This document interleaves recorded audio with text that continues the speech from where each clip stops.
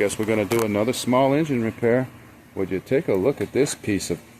I'm supposed to wait 8 seconds before I say that word, according to YouTube's community guidelines. In about 10 seconds. Has it? Yeah, it looks like it. Ta-da! Piece of shit.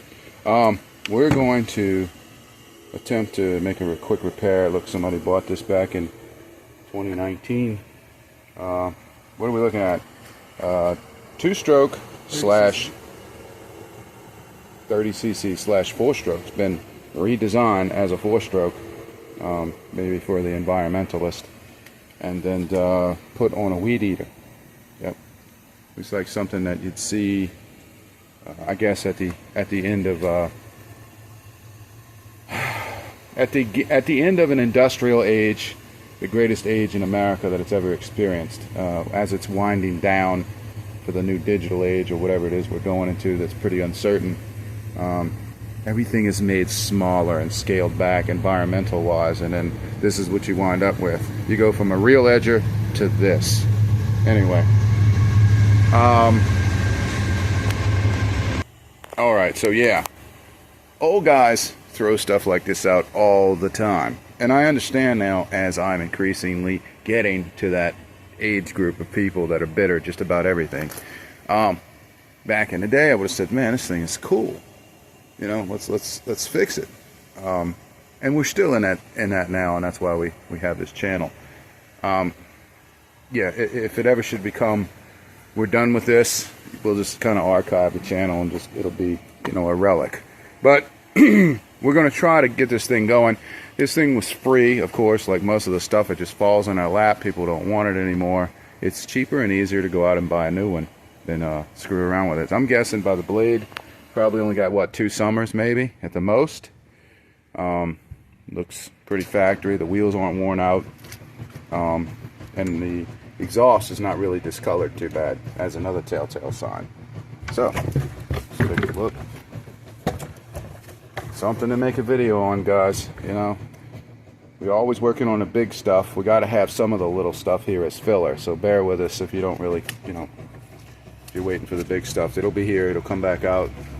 We got some suspension work ahead of us. We got a whole bunch of stuff. But oh, look, the guy was probably like, hey man, prime it. Done. You know, I'm gonna be one of those old guys that well, you know, probably not. I'm just too frustrated. I probably wouldn't even do what I would have done 10, 15 years ago, which is turn it upside down, bang it on the concrete 3 times, do a loop-de-loop, and throw it over the neighbor's fence. That's probably what would have happened back in the day, especially if you're getting ready to cut and this happens, and now you got to go out and buy something new. And 9 times out of 10, that's probably what happened. The guy's probably like, I'm going to do this, and then he probably went and called a lawn service temporarily, and then went out and bought something. Or he could went out to, I'm guessing this is a Lowe's product. Yeah, Troy-Bilt. It's probably a Lowe's product. It looks like it's got Lowe's signature all over it. Anyway, so what are we gonna do? The classic thing. We're gonna get our kit out, get all our line out. Let's see what else we got. We got any primers in here? Now I know these primers are 2 different sizes, I think, a small and a large. And you got 2 different style primers, I believe. So we're going to see if we can get a small primer. And There's a large one. That does certainly look like a large. Look, I could swallow that one. Same here, another large one. Another large. Look, I see a small one in there, but it doesn't look good. Let's see. Yeah, it's cracked on the face. There it is. Ta-da. Look, busted, small. Is that another small one? It looks like it. Let's have a look at that. That one looks a little used. No, not really. It might work for what we're doing, but there again, it almost looks too big. Let's take this off. Phillips screwdriver. We'll take that off and then we'll come back. All right, we're almost there. Look, boy, there's some long screws. Machine tight. If you lose one, go get one from the hardware section at Home Depot. Looks like an outlet screw. You gotta watch out for that little diaphragm. You lost a spring there too? It fell out. Yep. From where? Not sure from where. Probably from see, right now here. that's a problem when you take something apart. Never forget where something fell out at, but we're gonna figure out All right, don't let it separate yet. Let me stop this camera and we'll put this back in order, and we'll tell you how it goes.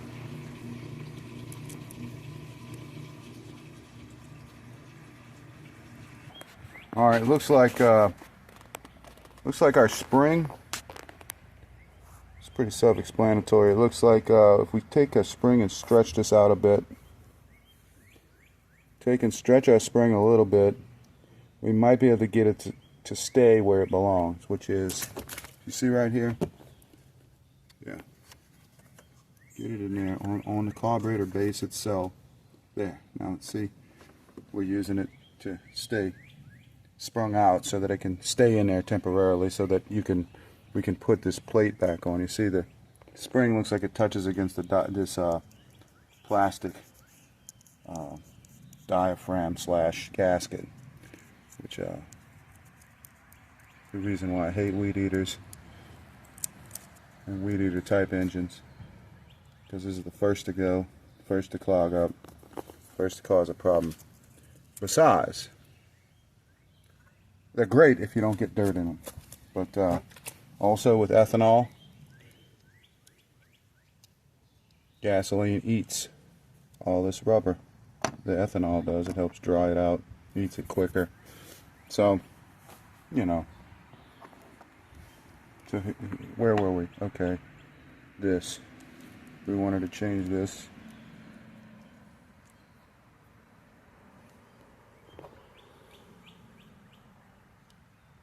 Well, I guess it'll work. Let's see. Yeah, actually, fits in there good. I told you there's only really 2 sizes. You can get your hands on a few sizes and just keep them as spare parts if you got a lot of these little engines you mess with. Just take a cheap pocket knife and pry our busted hose off. Jeez. Stuck on there. It's garbage. These hoses really aren't made well at all. Unfortunately, that's the worst part. This is why 99% of these go in the garbage, because of those hoses. Okay.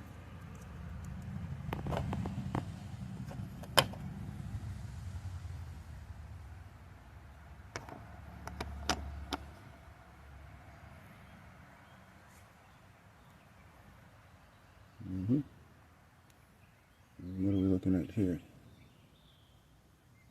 Goes on the opposite of thing, huh? Like this, right? Yeah, because that little hose came on the top side. That little 90 bend right there. Let's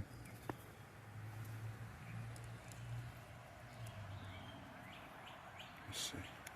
Could put the screws through it. Let's see.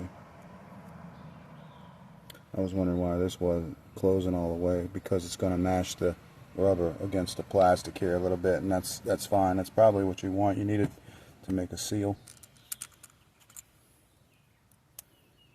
Yeah, you need some little bitty hands to do this, but it works. It's doable.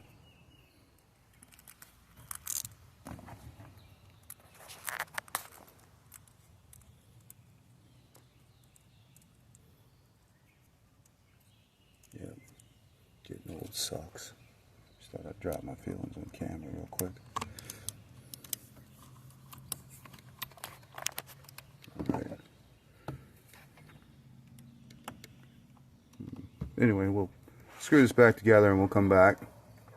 All right, here we go. This is back together now, but of course our hoses are still off. At least this is the one that came with it. Broke off, and what I'm guessing is it's the piece that we took off of here. I mean, we know that because this one's still attached. So this one goes to the tank, I think, just as kind of like a return. Maybe it's not actually. Yeah, it's probably the return to the tank, and then this is actually the pickup. This is where the fuel filter goes to. A lot of times a fuel filter in the tank looks good, but it's clogged up. Like it's got tiny little pores in it, and I mean bad gas. Yeah, that's what they look like. Bad gas will clog them up over time. So, and they look good. So, and then sometimes you change them and nothing happens. You know, you get no progress. So we got to get whatever this is in here out. So I'm going to push down on it. There's probably a piece of the hose still in there. Right there. Oh, okay, there it is. That is that little. Yep, that's that little end piece down in there. Can't reach it. I'll need the other little hemostats to work with. Okay, so we have our other, what I think is a medical tool. I think this is the thing that holds like skin flaps back when you're performing some crazy surgery on a human being. I think that's what these are for. I'll tell you the story while we're working where these came from. It's crazy. If they came from where the story says. Of course, it was a long time ago, like almost 20 years ago. So I got them from a guy. Hey, look, got it. That was fast. Yeah, I got them from a guy. Look, so you see the hose goes on there like that? Who offloaded a bunch of, look at that crap. Offloaded a bunch of tools on me because he was retiring. And this guy was in his 60s. And so he offloaded a bunch of these tools on me, and so he'd be, what, 60s, 70s? He'd be like 80 today, right? So he's probably dead. But he was an elevator technician. And he was an elevator technician in all over the city of New Orleans and surrounding areas. And sometimes he'd travel to Texas. I'm assuming Houston and areas like that. I think that would be the size right there. Yeah, actually, look. Size match. That's good enough. And so we're going to start. Do we have a razor knife out here? Okay. This looks new. You bought this? Mm-hmm. Okay, great. So we'll cut like an angle on our hose. This works a lot better if you use a pair of scissors. But we can fold that down and shove it through the tank and get it to start. And if you really got to push a long ways down, then you can cut the whole thing into a half C, then use that end to pull the hose where you need it, and then of course cut it and have a nice end on it. So that's how we do a lot of these hose, fish a lot of these hose. You do waste hose, but it is a great way to do it without struggling constantly. Of course, this is probably going to be a struggle no matter what we do because we're in a bad position here. Anyway, so back to elevator technician, and these hemostats or whatever these are came from him.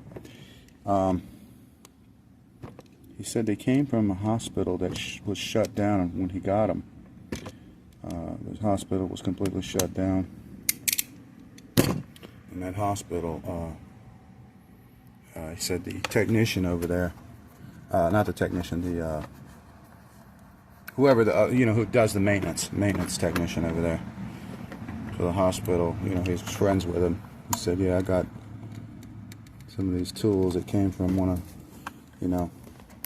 as they were trashing out the hospital, meaning I think Hurricane Katrina that you see all over the television still to this day, making a big deal out of it. It was a pretty big deal. That hospital went underwater. It closed its doors pretty much forever, and now it's, I don't know what it is now. I think it's just a eyesore and probably some type of political thing now, for people to argue over money. Let's see if we can get this started. But anyway, I think that's where they came from. So you can imagine, there's no markings on them, so there's no way to tell. But can you imagine how many, like this could have fixed your great-great-grandfather or helped his heart surgery or something, or, been the autopsy tool on like 56 dead bodies. I mean, you don't know.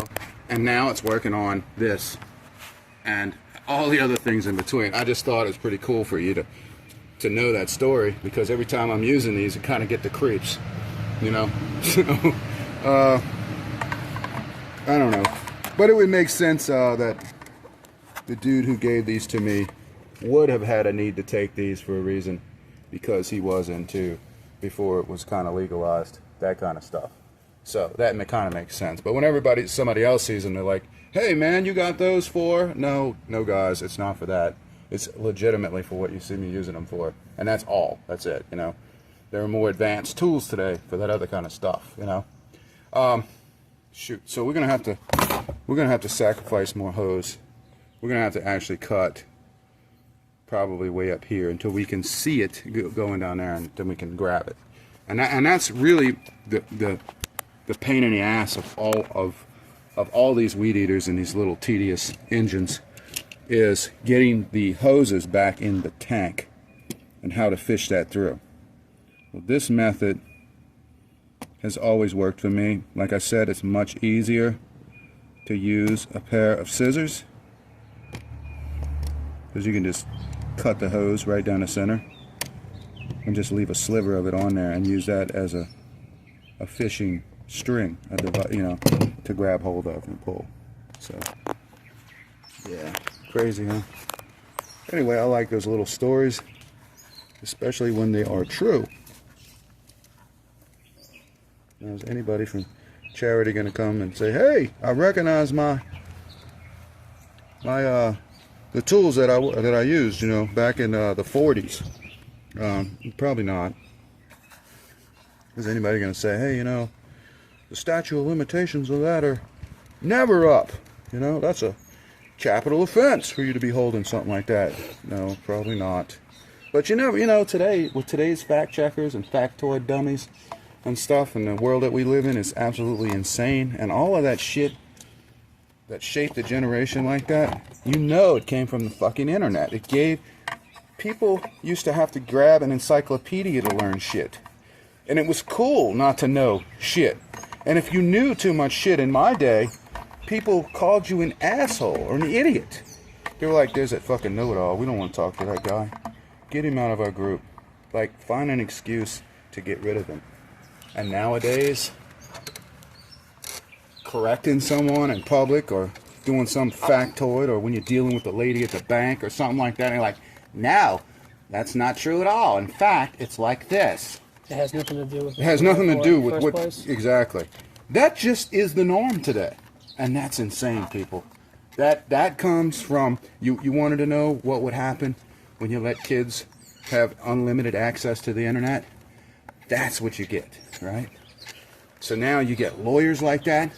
You got doctors like that. You got store clerks like that. And if you were one of the people like me that just got irritated when people knew too much, or, you know, were just bragging for knowing too much, now, I don't even think they do it to be a wise guy anymore. They just do it. It's part of their nature. So it's a nightmare for people who grew up like I did to see that. But this is the world we live in. And you know, but anyway, there's some good points to it. You know, I'm not going to dog out a whole generation of kids, you know, but there's some good points too. Like, I went out the other day and went to a bar for the first time in, I don't know, forever. And saw that I didn't drink, you know, I don't drink, but which side do we use? It doesn't matter, they're the same. And almost looked the same as it did, you know, 25 years ago at the turn back in early 2000s and late 90s. Looks almost the same, you know. People just dress today like they're back in the 1980s. It's kind of funny. You know, you got mullets and stuff and mustaches like 1980s cop stashes. People are rocking that now. It's kind of weird, but it's funny. And then the outfits look like they came, a lot of them look like the stuff that we like donated to the thrift store, but they rock that too. I mean, the girls are all wearing that.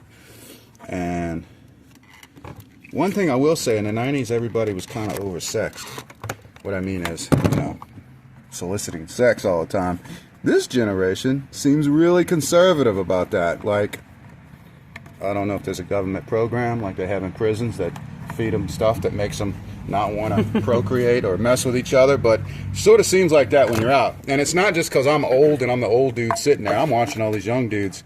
They're not They're not, you know, they're around fine girls and girls are all over them and they're all over the girls, but they're not touchy like that. Not like the old days. So I'm thinking government found a solution to procreation and overpopulation, because there are always think tanks that are working on that, you know, behind the scenes. Groups of weirdos. But they must have found something, because this generation, I mean, that might be a plus too, because they're not making kids that they're not taking care of. But at the same time, that is kind of the purpose of life, don't you think?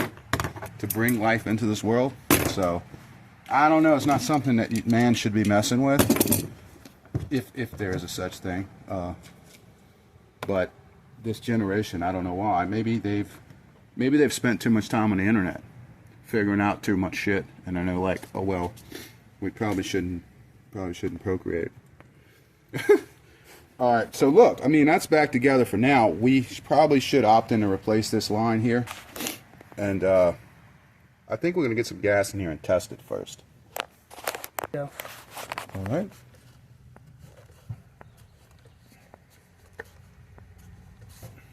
Yep, we got no gas. Still, even with a sealed primer bulb. Yeah, with a good primer bulb and at least one good hose, the return, and yeah, we got no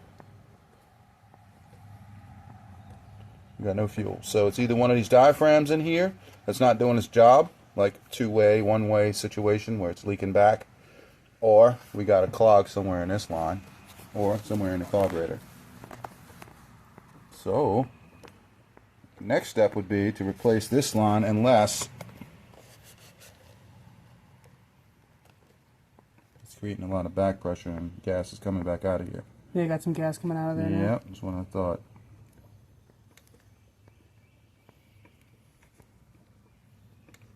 Think that's enough? No, I'm diagnosing right now.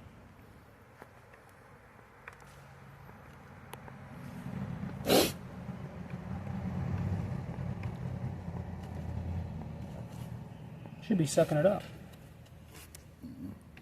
This thing is a complete system. It makes a circle. It's basically sucking gas in one area and spitting it back into another, what it doesn't use. And it just runs like that in a circle.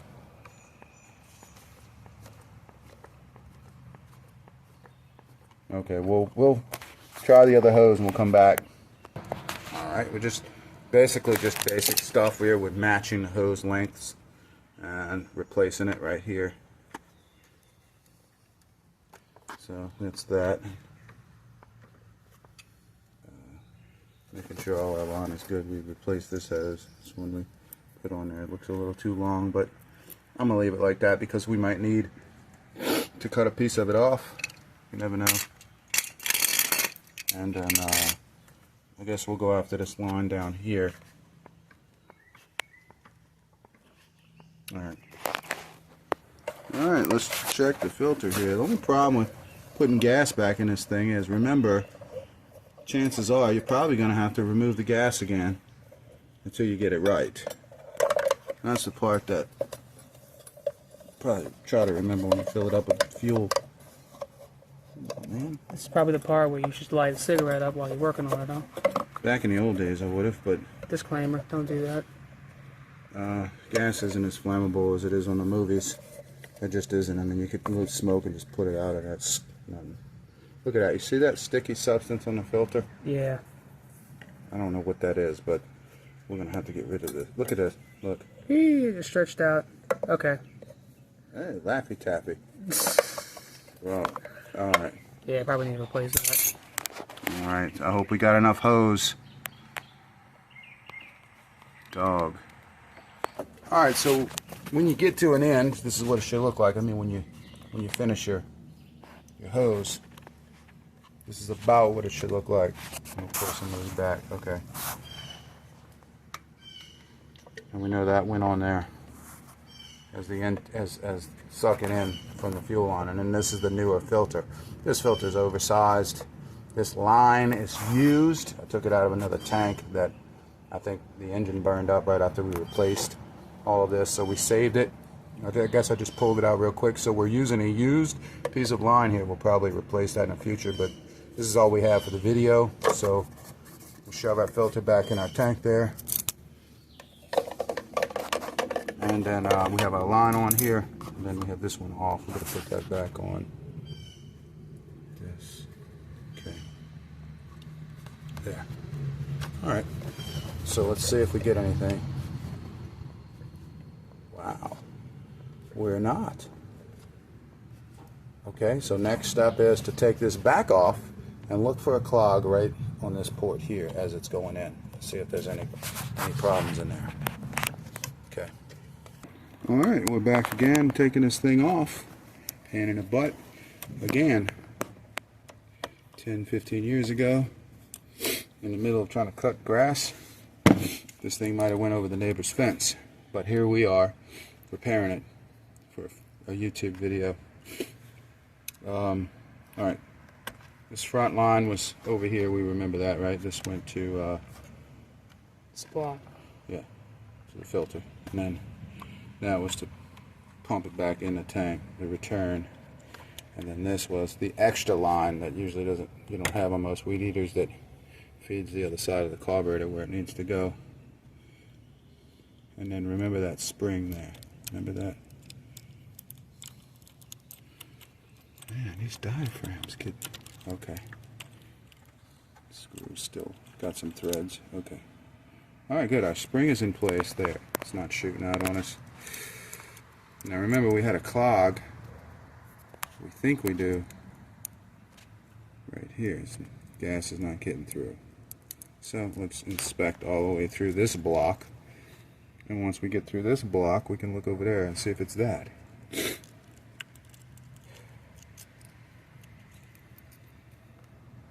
Yeah, there are people that sit through this shit all day long. And then of course the easy thing to do would be like, look up the model number and order a Chinese carburetor. Just order another weed eater carburetor. It's like, or a 4-stroke, you know, weed eater style 4-stroke carburetor. This should be simple, which I'm pretty sure there's no difference between this carburetor and a 2-stroke carburetor. They look exactly the same. Let's see. Alright. This is, we can't get anything through here. Let's get a piece of fuel line and test this. Pause. Alright, where do we start? Let's start with all the things that happen off camera. Alright, here's what happened off camera. We took the carburetor apart again, and we found out that we think that somebody else was tinkering with it. The spring that came out and all that, we took another weed eater apart that had a carburetor, a 2-stroke. The home light, the clutch in the home light is locked up, so it's useless to us. But anyway, we took the side of the carburetor off. We noticed it was the same model, same size, same shape, same everything, same brand name carburetor. So the only difference is it didn't have a top port in the sticking out. It went internal, so it was for a 2-stroke. But I'm assuming they're almost the same. The reason we took it off is because midway through putting it back together and testing it, we pressed the primer bulb, and the new primer bulb that we put on punched right through. So yeah, buy new parts, make sure that they are not dry rotted. That was the original. And these parts are limited, meaning all these rubbers and hoses and stuff for this has a time limit on it. So when you do buy them, put them in a vacuum sealed bag or a Ziploc bag on the shelf. Keep oxygen away from them, because that's basically what's rotting them. We can't do anything else about that except, let's see, use our donor parts. So I wanted to point that out. So here's what we think happened. We think that the owner possibly took it apart. We had this rogue spring that we thought fit there, but the other one didn't have the spring. It looked like there could have been a spot for it. It makes no sense that there's a spring in the middle of that gasket that is not a diaphragm itself. It's possible that this spring could have went here as a helper, behind here, but like that, but I've never, or like that, but I've never seen a spring in that location before. It's possible. Yeah. They do all kinds of little minor micro changes to these carburetors. So we did get the other piece on, and we replaced from the donor. We took this section and that section, the blocking on, put it on there, and so far we are getting movement in the lines like we're supposed to. We have no idea if this machine is going to run, but we can understand why the previous owner probably Take it. yeah gave it away. You can probably understand that these carburetors are so tedious.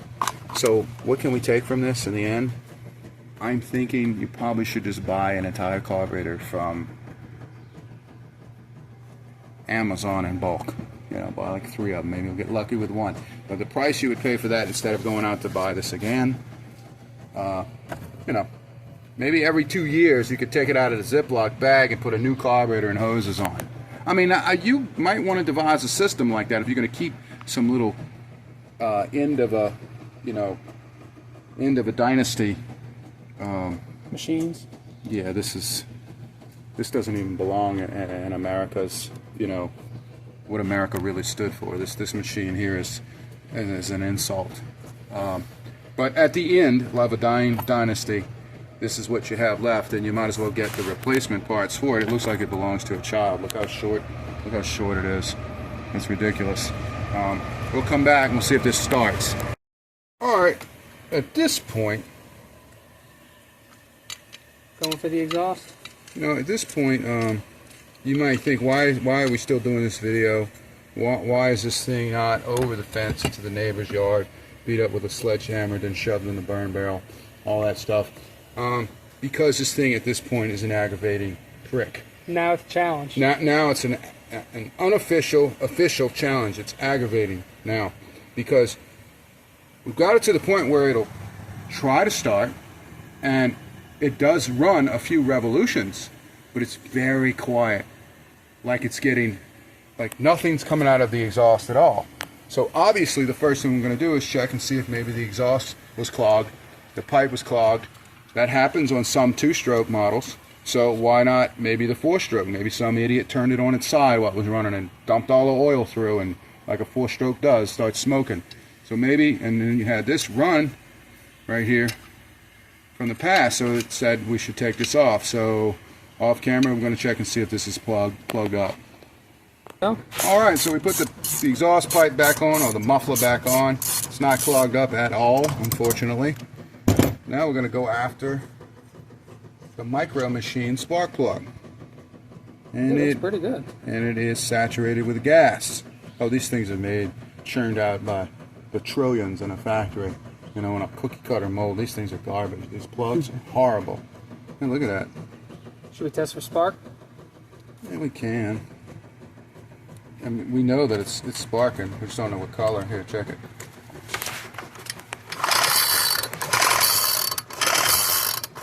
Purple. That's what you want to see. Blue, actually blue and purple. That doesn't mean the plug is not bad. It could be arced out inside the insulator somewhere. Next, we're going to pull these little Micro Machine, pull this little valve, and dare to see if there's any kind of valve or anything in there. You know, I can't see how. See, this looks like something that some guys on YouTube were made, like, because they were bored to death with like a lathe or something during COVID. You know? Yeah. They just sat there and whittled themselves an engine and then started it up. You know, those videos are everywhere. But that's what it looks like. And then some jerk came by and said, "Hey, we'll take that design for Middle America and we'll market it to Middle America. Here you go." You know, we'll see. There we go. Alright, before we even test the plug, we're going to see what kind of mini valves. Now we're just curious. See what's in the top here. Cool. Came up. Oh, check how cute that is. We could actually set the valve lash, dude. Oh, that's so cute. Look. Dude, check it out. Look. Look, it's like mini push rods back here. Look. Look in the back. Look. Oh, that's so cute. Look, this is depressed. I hate to see what the cam looks like. It's probably cute. Cute little cam, huh? Look. Feels about right. Feels about right. Let's see. Okay. Hey, go look the valve clearance up on. Go look at the lash adjustment on this. That's fine. I'm just kidding, bro. The rocker arm adjustment. One fingernail. I can't say that it's overly tight or overly loose, so it should run. Like, none of these are overly tight, and none of them are overly loose. They're not like flopping around, and they're not like super tight.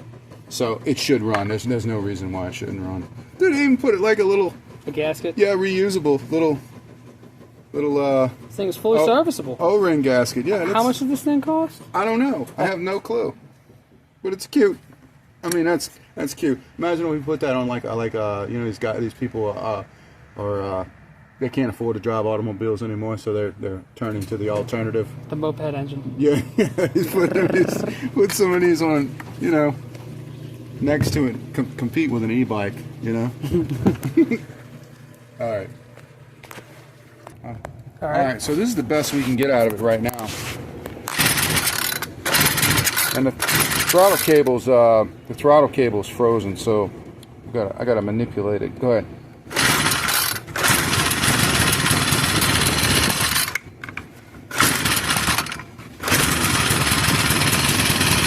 Watch your finger.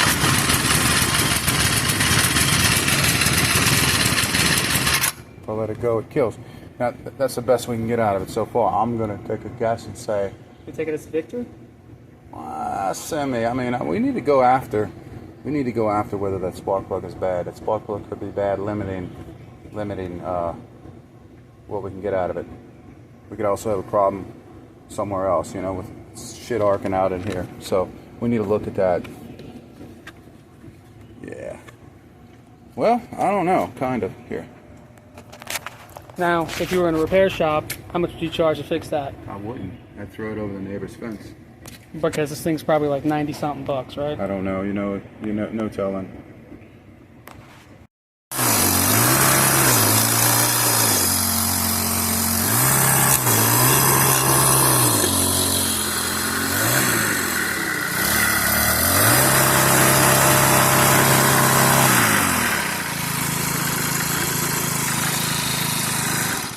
Very, very temperamental.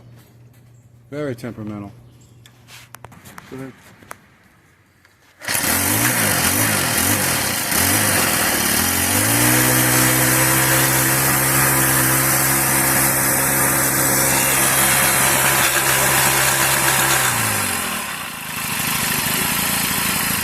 Don't really have a sidewalk, but kind of edged the brick pretty good.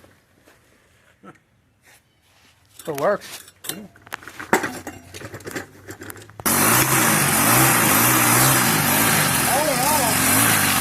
Works pretty good. Another tool to add to the things we've repaired. What did we do differently? Well, we took the carburetor part, like I said, and we cleaned it one more time.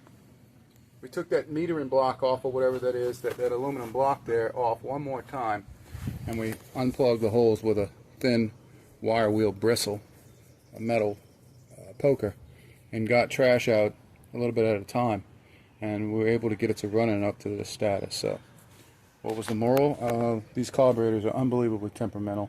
Try to buy a new one, and when you replace the lines and stuff, make sure there isn't one single grit of sand, because that'll do it. Let's try it one more time.